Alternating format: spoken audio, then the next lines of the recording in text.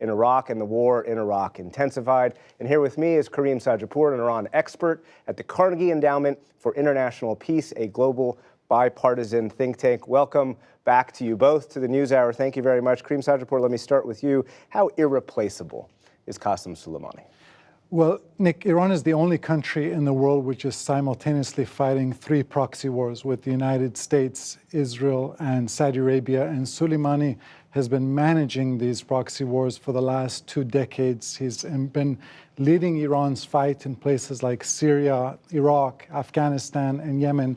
And he had very effectively built up a Shiite Foreign Legion to project Iranian power throughout the Middle East. He was a figure who was widely respected within the Iranian regime and with Iran's regional allies. If you talk to U.S. military commanders, they would say he's enemy number 1 for the United States, far greater than Al-Qaeda, Osama bin Laden, Baghdadi, and others. So I would say he's as close to being irreplaceable to Iran as any other individual in that regime. Admiral Moen, do you agree he is as irreplaceable as anyone is in Iran outside of the leaders of the country itself?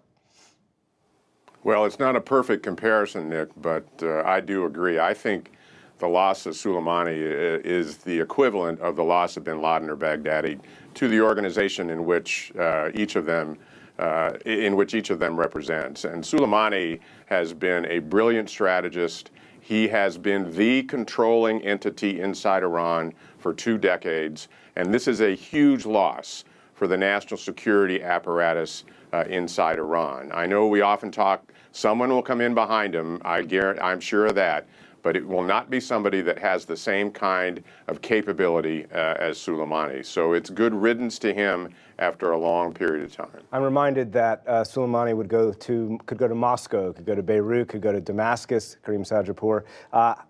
The fact that he could do that means that Iran has the ability to respond across the region, as you said, a foreign legion of Shia militia groups. What's the most likely Iranian response, given how high profile, given how important he was to the country? Well, the regime has to respond or else they will lose face. But if they respond excessively, they could risk losing their heads. And for the Iranian regime, what's paramount is their own survival. Ayatollah Khamenei, the supreme leader, is 80 years old. He's been ruling for 30 years. He's not a gambler. I think that Iran has plenty of means at its disposal to respond both regionally and internationally. They like to operate via proxy. They like to have plausible deniability. These days, in the era of drones and cyber attacks, they'll be sure to employ that. And we know the old expression that revenge is a dish best served cold. I don't think that they're not likely to launch all hell in the next 48 hours, but this is going to be a sustained proxy war against the United States and U.S. allies for many months to come. And even more intense than it already is? More intense, certainly. Admiral Mullen, I want to come back to something that you said, the fact that Soleimani has been the controlling entity for 2 decades for some of these efforts that Iran. Take me back to your time as chairman. You served both in the Bush administration at the end of it and into the Obama administration. In both of those administrations, there were opportunities to kill Soleimani. Why were those opportunities not taken back then? I think the target list, if you will, in those times did not include Soleimani, and that's different from the terrorist organizations of Al-Qaeda in Iraq and ISIS over time. That said, he was somebody that we kept a very close eye on and knew where he was, and still felt the sooner he was gone, the better. I think the fact that he's a government representative and official, spent a lot of time obviously in Iran, so it's a different approach in terms of assassinating somebody. In this case, he's a military commander on the ground in Iraq with what appears to be exquisite intelligence on our part, and he's planning to kill more Americans. He's a legitimate target now, and for those reasons, actually, I'm very supportive of taking him out. I recognize there's significant risk here.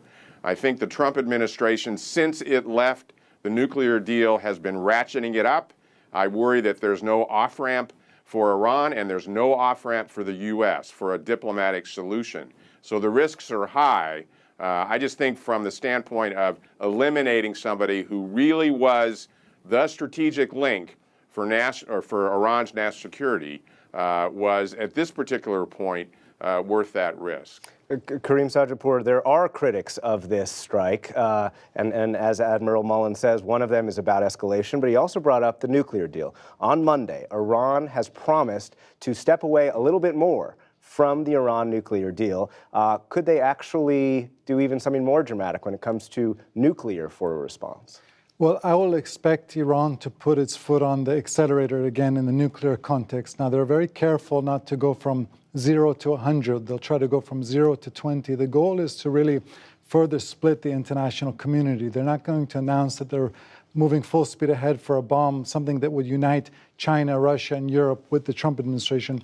They want to move deliberately in a way that the world will essentially blame the Trump administration for provoking Iran rather than blaming Iran. And so they'll restart their nuclear program. They'll continue to launch proxy attacks on the region. And pretty soon there will be pressure from Israel. As Iran is inching towards nuclear weapons capability, there will be pressure from Israel on the United States to take preemptive military action. And Admiral Mullen, you mentioned no off-ramp. In the time we have left, how concerned are you about the chances of escalation, the cycle of escalation, and the fact, as you put it, that there is no off-ramp to that escalation right now? It's been very difficult to see what the end game is for the Trump administration with respect to Iran, and specifically the diplomatic channel that needs to be created so that we can both step down from this ladder, if you will, before something really bad happens.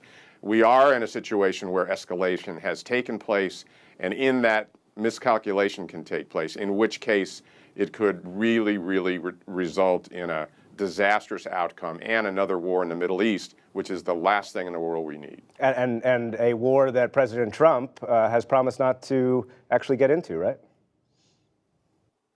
He has, but it's very clear, and this strike is an example, that he will take action to defend U.S. interests and U.S. citizens. So the options or the space to maneuver here is just getting smaller and smaller. Someone needs to take a step to get us off this path before something really bad happens. Mike Mullen, former chairman of the Joint Chiefs of Staff, Karim Sajapur, Carnegie.